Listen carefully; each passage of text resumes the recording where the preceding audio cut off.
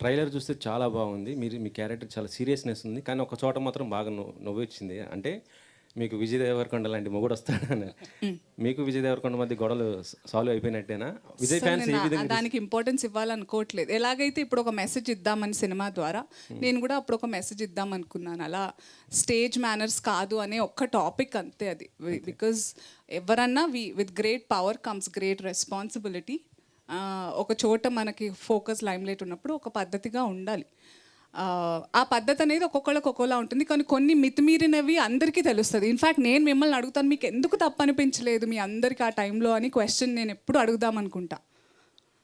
నేను మాట్లాడాల్సి వచ్చింది, మీరందరూ మాట్లాడలేదు కాబట్టి మీ తప్పే అది. మళ్ళీ మీరే నన్ను ఉల్టా చోర్ కొత్వాల్కు డాంటే. మేము ఎప్పుడు అట్లా అనుకోలేదండి. తప్పుంటే తప్పు కంపల్సరీ. మీరు ఎందుకు అప్పుడు అన్నారా వెంకట్ గారు? మీరు నేను విజయ్ని కూడా అడిగాను తెలుసా మీ గురించి. ఓన్లండి ఇప్పుడు వదిలేద్దాం ఇంకా. అంటే we just have to learn అండి. వీడియోస్ చూడండి, నేను అడిగానే లేదు అనేది.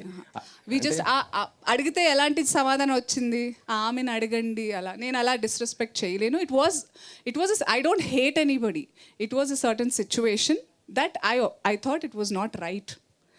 అంతే, అయిపోయింది. If we all learn from it, all of us. నేను నేర్చుకోవాలి. నేను ఒక రకంగా చెప్పాల్సింది ఇంకో రకంగా చెప్పాను. నేను నేర్చుకున్నాను చాలా.